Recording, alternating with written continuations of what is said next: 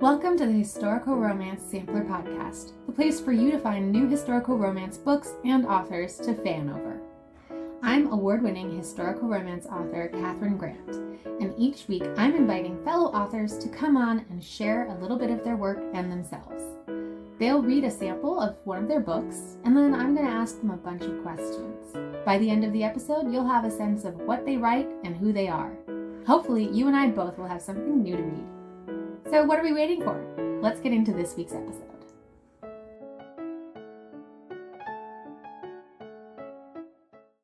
I am excited to be joined today by Kelsey Painter. Kelsey was born and raised in Charlotte, North Carolina, where she still lives today. Her passion for romance began with fan fiction and eventually expanded into romance novels. She has always loved all things historical, and even includes historical elements in her contemporary romance books. When not reading or writing, she enjoys ballroom dancing and watching soccer or football, depending on how you prefer to call it. Kelsey, thank you so much for joining the podcast today. Well, thank you for having me. Yeah, I'm really excited. A lot of times this historical romance podcast is historical Regency or Victorian romance. I'm very excited because you are bringing a different flavor today. Yes, Edwardian period. You don't see a whole lot of that in the historical romance sphere, but I was excited to write it, and so far it's going pretty well. That's awesome. So you're reading Ship of Dreams, is that right? Mm-hmm. Is there anything we need to know about the scene before you get started? So the beginning of this scene is, the context is that our main characters, Sybil and Charles, are in the gym of the ship, and they have just discovered that Sybil, who's a lady's maid, the lady she serves, they've just spotted her husband, that lady's husband, with another woman on the ship. So, and they are eavesdropping. And to be clear, the ship is the Titanic. It is Titanic, yes. Okay, exciting. Take it away. All right. Sybil hopped down from the bike seat and slunk closer to the window, Charles on her heels. She pressed her back into the wall, adjacent to the window, where she would be able to hear whenever they finished kissing and started talking. Charles leaned against the wall beside her. I can't tell you how refreshing it is to have an American woman in my arms again, Lewis said. What? The woman replied in a husky voice. The English girls aren't friendly? Downright frigid. Even the servants call my wife the Ice Princess. You're lucky I'm here to warm you up, Mr. Moring. They kissed again, and Sybil ground her teeth. Charles nudged her shoulder with his elbow. Is that true? He hissed. The Ice Princess thing? Yes, but it's complicated. Charles's brow furrowed, but Sybil didn't get to explain before the woman outside spoke again. Shall we take this somewhere more comfortable? Lewis groaned. Absolutely. Though I believe our servants are still in our rooms. You're lucky again. My rooms are servant-free, and only a 5-minute walk from here. I'm lucky indeed. Lead the way. Giggling, they hurried away, the sound of their footsteps fading down the boat deck. Sybil's hands balled into fists, and she pushed herself up from the wall, already pacing back and forth. That wretched, rotten rat of a man, she cried. I can't believe he's doing that out in the open. Anyone might have seen. We did see. He's a dirty bastard, Charles finished. That's it. I've got something worse if you like, though I'd hesitate to say it in front of you. She giggled. Thank you, that will do. His gaze softened. Are you all right? I think so, she said. Her eyes found his. Could we go back outside? I want to look at the stars with you. He cracked a wide smile. I'd love that. Before she knew it, they were out on the promenade deck, lying on 2 lounge chairs they'd pushed together and looking up at the sky. She could see her breath form a vapor in the air each time she exhaled. She let out a contented sigh. There. Now we could be at home if we pretended enough.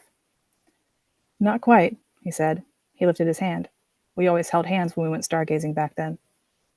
He intertwined his fingers with hers. His touch eased the ire still simmering in her chest about seeing Lewis with that other woman. Charles always had that ability. Whenever she was sad or angry, he took her out to their meadow, and they reminded themselves how small their problems were in the grand scheme of things. Can I ask, how did you end up working for that man? He asked. I don't really work for him. I work for Lady Iris. Yes, as her lady's maid, but how did you get there? Doesn't it take time to become a lady's maid? I would have thought you were too young. I was head housemaid by the time I was 18, she said. Not that I'm boasting. Hold on, your parents let you go to work that young? Her heart skipped a beat. Had his brothers not told him? A lump formed in her throat with the old familiar hurt. They passed away. Oh, Sybil, I'm so sorry. It's all right, she said with a sniffle. I've managed being on my own. How did it happen? A house fire. And when did it happen? A year after you left. He turned his face towards her. Well, that explains another thing. What's that? Why you stopped writing. She blinked. Oh, well, I am sorry, Charles. I meant to, but I. He held his free hand up to stop her. Quite all right, I assure you. I suppose I could have reached out, but I thought. You thought what? I thought you must have met someone, and as much as I missed you, I was happy for you. At least, that's what I kept telling myself. He paused for a beat. So, how did you survive? The fire, that is. I wasn't at home, she said, the staggering grief of that night still a sore on her heart. But it didn't hurt as much to tell Charles. Something felt right about it. I'd gone to our meadow to stargaze. I did that a lot whenever I was really missing you. I smelled the smoke and started back, but by the time I got there, she trailed off and closed her eyes. She could still feel the heat of the blaze on her face. Nothing could be saved, not even Mum and Dad. Well, he cleared his throat and swallowed. I suppose I'm happy to be the reason you weren't there. I hated you for it for quite a while. Fine by me, he met her gaze. At least you were alive to hate me. She offered a small smile. Your father stopped me from running inside. He took me in at the farm after. I thought about staying, but I wanted to get through life on my own. So you went to the Earl's house and demanded a job? He teased. I offered my services what they were worth, she returned firmly, but her smile lingered at the corners of her mouth. They took me in as a housemaid, and then when Lady Iris got married, I was promoted to her lady's maid. The rest is history. He squeezed her hand. You're impressive, you know that? She cut her gaze to their clasped hands. I'm just a servant. Nobody, really. You have never been nobody to me. Her eyes flew back to his face, her heart suddenly fluttering like a hummingbird. The look in his eyes stole the breath from her lungs. His free hand came to cup her cheek, forming around her face as if it was made for her. I used to look at the heavens and miss you too, he said. So much I would ache. I know what you mean. The night her parents died, she had experienced that desperate yearn in her heart, looking at the empty grass beside her. She felt it even more the following days, when she had lost everything and would have sold her soul to the devil to have Charles's arms around her. But surely you met plenty of other people, she said, in an attempt to lighten the mood. You've been traveling for so long. I have, he agreed. To Africa and Australia and the Americas, parts of Asia. You never met anyone special? Women, you mean? Her cheeks got warm, but she didn't look away. I think it's a fair question. You did kiss me, after all. You remember? He asked with a raise of his brows. Of course I do. He paused, and she watched a smile grace his lips. I did meet women on my travels, he said. Nice ones. Her heart sank. I see. Beautiful ones, too. I'm sure. Smart, funny, talented ones. Well, bully for you, she said, and started to sit up, but he stopped her. The problem was, none of them were you, Giggles. Oh. Her heart went at a full gallop. This was all beginning to feel like a dream. Seeing Charles again was hardly believable, but the things he said made her head go straight up to the clouds, above the stars and into the sun. Any moment now, she expected to wake up, back in the servants' quarters at Buckland Hall, alone, with only the memories of Charles and that one kiss to comfort her. But his hand was on her cheek again, warm and tender and real, his lips in her direct line of vision. Would he kiss her again? Would she let him? She didn't know. There was still so much to rediscover about each other. And yet, he moved closer. His eyes fell closed. Her heart was screaming at her to shut hers to and welcome him with open arms. Her head warned against it, telling her to spend more time before allowing this. But if she stopped him, would he ever try again? Charles, I don't know if... Sybil? Iris's voice made them jump apart, though their fingers still clung to each other. Sybil, are you there? Sybil cleared her throat. I'm here, milady. Iris walked over, her heels tapping against the deck as she made her way toward them. Sybil got to her feet, and Charles followed suit, without letting go of her hand. Iris's eyes went to their fingers linked, before looking at Sybil with a knowing smirk. I hope I'm not interrupting. We were just talking, Sybil blurted out. I mean, catching up. If you want, you may continue, and I can get myself ready for bed. No, my lady, I'll come help you. She finally released Charles's hand, though found herself reluctant to do it. She turned to face him, drawing a blank on what to say. Well, good night, Charles. It's been lovely. It has, he agreed with a smile. When may I see you again? Oh, I'm not sure. Tomorrow, Iris interjected. Same time and place if your rounds will allow it. Works for me. I'll see you then, Giggles. He touched his finger to her chin, and Sybil couldn't help but smile at him. He bid them good night, and then headed back toward the officers' quarters. Sybil watched him go and heaved a sigh. Don't worry, Iris said. Tomorrow will be here before you know it. And there we go. Ooh, I love that. It's just the connection of these long-lost lovers. That's so lovely. Thank you. Well, I have a lot of questions for you, but first we're going to take a quick break for our sponsors. The Historical Romance Sampler Podcast is a proud affiliate of Libro.fm. Libro.fm is a really cool audiobook retailer that offers the same selection of audiobooks at the same price that you would find at that other really big audiobook retailer. But instead of sending your money to a giant monopoly, your money with your purchase of Libro.fm audiobooks goes back to the local bookstore of your choice. That way you can purchase audiobooks, but still support your local literary community. Also cool is their Kiss Club, which features romance audiobooks on sale every month. If you're ready to sign up for Libro.fm, I've got a good deal for you. Using the code HISTORICAL, as in Historical Romance Sampler, sign up for a new membership and get 3 audiobooks for the price of 1. Check out the link in my show notes if you want more information. And now, back to the episode. I am back with Kelsey Painter, who just read a sample of Ship of Dreams, which is a historical romance that takes place on the Titanic and is part of a duet. Is that right? This one is the maid Sybil, and the next one is her lady Iris. Mm-hmm. Yes. Very exciting. So one of the things that stands out to me when thinking about Titanic romance is there's a very iconic Titanic story, and there are also very iconic romance beats that we hit. And they so there's, you know, in romance, there's like the first meeting, there's the first kiss, blah, blah, blah. We all know that. And in the Titanic, there's like this ticking time bomb of what we all know is going to happen, but the characters don't know. Can you talk a little bit about combining those two formats and coming up with a story? So one way I sort of got around having them meet on the ship was that they were friends in the past. They were like childhood sweethearts back in Yorkshire where they grew up.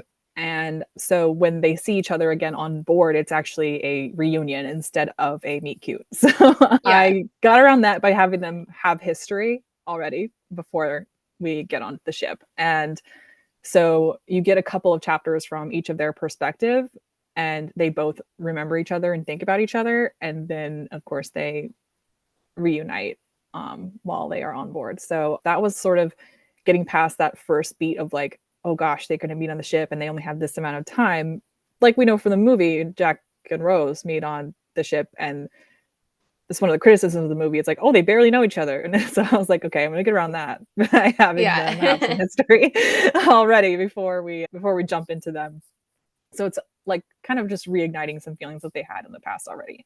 And then it was a little bit difficult because it was such a tight time frame. I mean, the ship leaves Southampton on April 10th, and by the 15th, it's under the Atlantic. So they only had this certain amount of time. And of course, it hits the iceberg the night of the 14th. So I had a lot of them, and these are both working class people. So he's an officer on the ship, she's a lady's maid. So they both have things to do for most of their day. So that's why they spend a lot of their evenings together.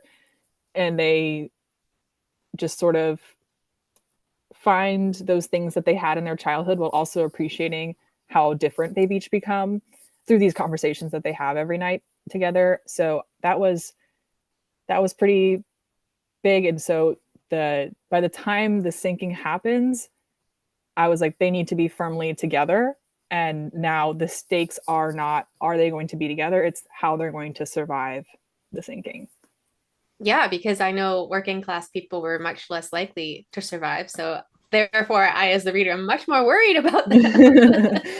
Yeah, I did have Sybil be a lady's maid to a first class passenger so that they would kind of have this access to escape. Of course, things get in the way and they don't get off. And then he's an officer, so he has to get all the lifeboats loaded before he himself can get off the ship.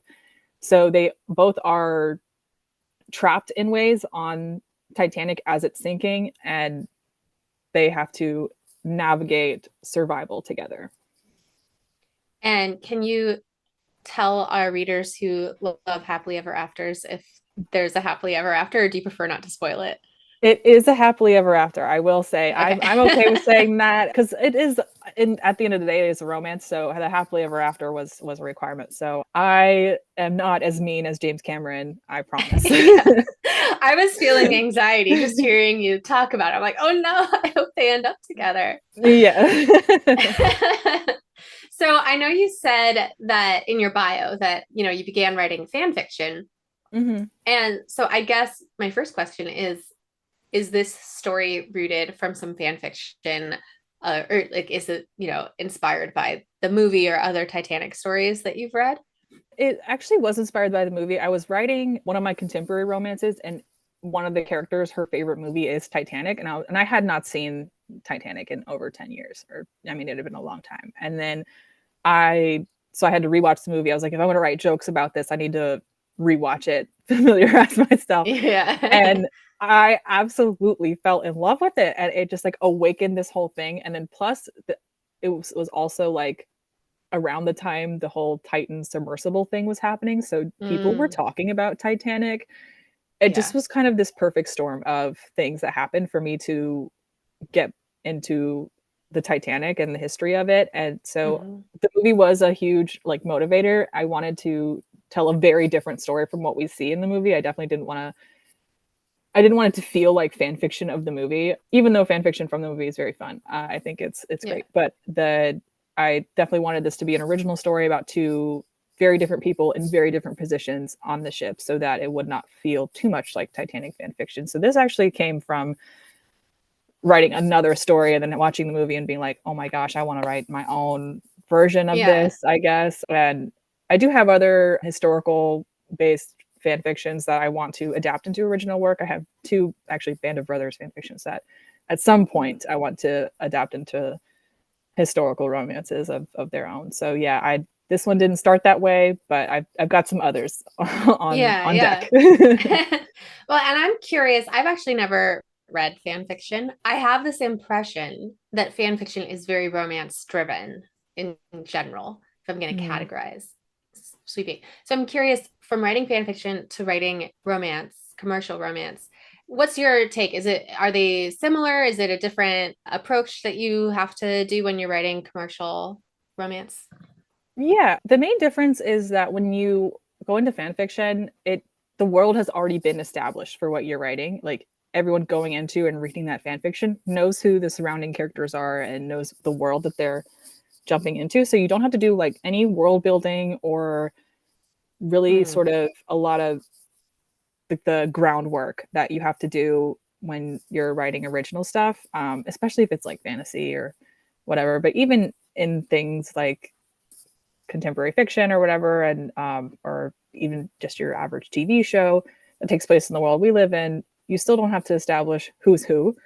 And with original work, you do. You have to explain who everyone is in regards to yeah. the story. So it's a little bit more groundwork as far as original fiction goes. But for me, almost all the fan fiction I was reading and writing was extremely romance driven. It was a lot of like original characters that people would put in and have them have a love story with whoever their crush on the show was, so or in the book was. So at least that was the case for me. That was what I did, and a lot of what other writers that I read, it was what they were doing. So it was kind of like already writing romance novels. We were just inserting a romance novel into this thing that already existed. So for me, there it wasn't too difficult of a crossover. It was just, adapting to having an entirely original cast. And obviously with Ship of Dreams, I didn't have as much of that problem because people were familiar with the Titanic and they know who some of those historical figures are, especially if they were Titanic kids at one point. But Yeah. yeah, the transition from fan fiction to original romance stuff happened pretty smoothly because I felt like I already had the structure of I'm writing this character, falling in love with this character. Yeah, the blueprint was there. Yeah. And then what about the transition? I know you have contemporary sports romances, and then this Yeah. is your Ship of Dreams is your first historical romance. So what about Mhm. the transition or the addition of historical romance? Is that does it feel different for you than writing contemporary? A little bit. I had to do a lot more research, especially as far as Titanic went, because there's a lot of information out there and I wanted to be sure I was getting things right. And also for the timing of the sinking, I had to be like, okay, where's everything happening right now? So that I really had to nail down before I started writing just how this was happening. But the research part of it is a little bit more intense for historical, because even the sequel to Ship of Dreams, I mean, it takes place about 8 years, yeah, in 1920. So it takes place 8 years after Titanic, and enough has changed that I had to do further research further that one because this entryway into a whole new decade. And so things were shifting a lot as Yeah. far as history. You know, women were pushing for the right to vote, and it was just this big, like, there was a huge cultural shift. So I was like, okay, I can't reuse a lot of the stuff I used for Ship of Dreams because they were dressing different. Culturally, things were changing. I had to know what was legal as far because, like, apparently by 1920 in England, some women could vote, some couldn't. There was like a whole thing. So, Mm, um, interesting. yeah, so there were things that I had to still look up. So the research is very intense for historical romance, especially I think in eras that aren't as common in the historical romance genre. Like there's so much out there about Regency England because so many people write Regency England as far as historical romance goes. And even then it's not the most accurate. I understand and readers understand this isn't a documentary, this is for entertainment. So but as Right. so contemporary just, it's in the world we exist in. And so it's kind of like that fan fiction thing. I don't have to establish a whole lot. Like I can tell you, like my contemporary series, it takes place in London. So I can tell people it's London and they know it's modern day London. They have the advantage of using cell phones and, social media, and those things can be part of the story and push it along. But there's alternatives to it in historical, but I love writing both and I plan to keep writing both. Yeah. Yeah. So do you have different, I know you mentioned you have Band of Brothers that you're interested in adapting, but are there Mm-hmm. specific historical eras that really like speak to you that you're hoping to dig into? Yeah, the big one is the 1940s and the Second World War. Very eager to get to those and adapting those because that's another era that I think is underrepresented in historical romance.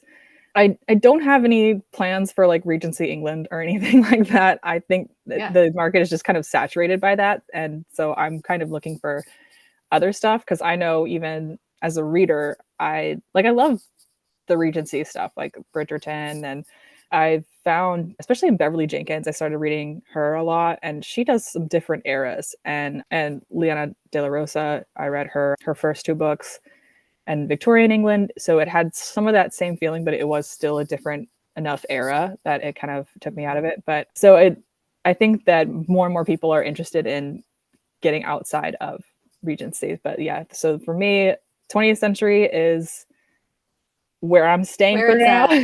Yeah.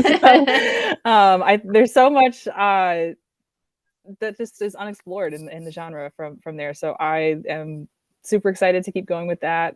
And yeah, I maybe one day I'll do something else. I am watching Little House on the Prairie right now, so maybe something in there will make me want to do like, okay, out west, Hmm. Yeah. No, I love that. The very first Little House on the Prairie book I ever read was the last one, which is These Happy Golden Years, and it's when Mm. she falls in love and gets married. And I was Wow. like, that was great. And then when I went back to read the rest of them, I was like, but where's the romance? But Yeah, anyway. right. But I think that she got married like pretty late, like almost Edwardian period, but America. So Yeah. similar, you probably already have research you can put towards that. I would hope so. Well, I think it's time for us to play our game, Love It or Oh. Leave It, where we find out how much of a romance rule follower are you. Love it or leave it, protagonists meet in the first 10% of the novel.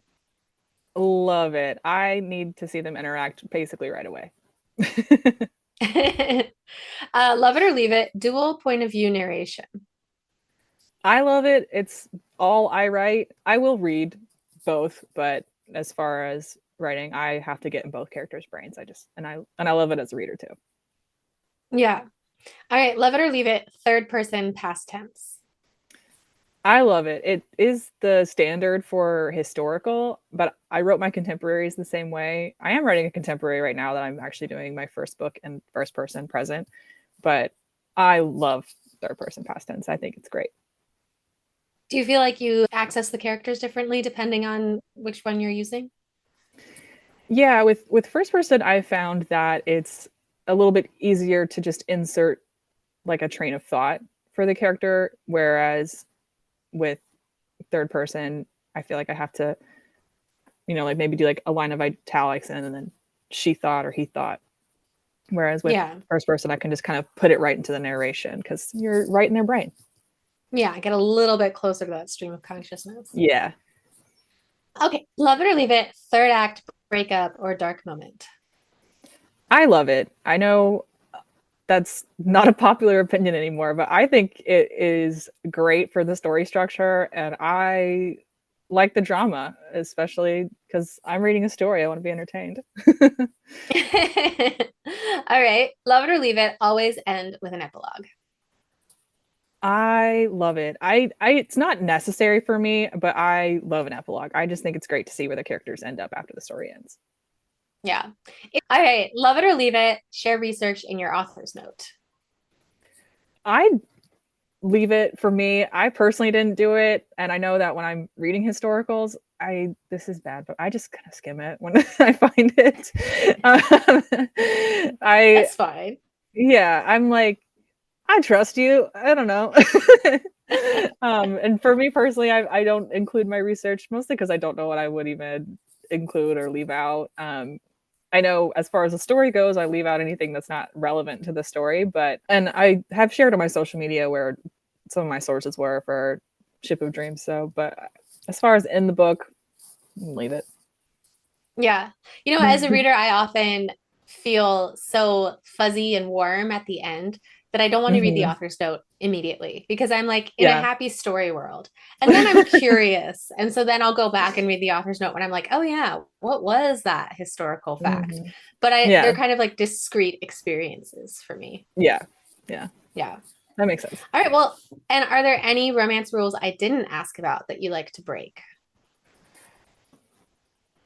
I think as far as like structure, like I with Ship of Dreams, it was so different for the romance structure. Like you didn't have this like meet cute in the normal story structure because basically the whole second half of the book is the sinking and them surviving it together. So that was actually kind of fun to write to kind of break out of that normal romance book structure. Not that I don't love it, I do, and I think it's a great guide. But I think that depending on the story, you can change up the structure a bit. I love that. Yeah. I think also creatively, it's nice to like have a chance to kind of break that structure and see what's romance if you take away the beats that we all know of Yeah. as romance. Hmm. Yeah. For sure. Well, I love that. Kelsey, thank Thank you you. so much for playing Love It or Leave It with me and for talking with me about the Ship of Dreams. Where can our listeners find you and your books? So I am on Instagram and TikTok. Both handles are just author Kelsey Painter. I have a website, Kelsey Painter Books, and I am trying to find a new home for my newsletter. So I don't actually have one right now, but because I was on Millerlite and thinking of switching to Substack, so just playing around with that right now. But as far as the news about my current books and past books, everything is on Instagram and TikTok, especially Instagram. I'm very active over there. Nice. And are your books Kindle Unlimited or are they wide? Yeah, they're on Kindle Unlimited, and as far as paperbacks, everything's on Amazon. All right. Cool. Well, thank you again. I've really enjoyed this conversation. Thank you. I had a good time too. That's it for this week. Check out the show notes where I put links for my guests, myself, and the podcast. Until next week, happy reading.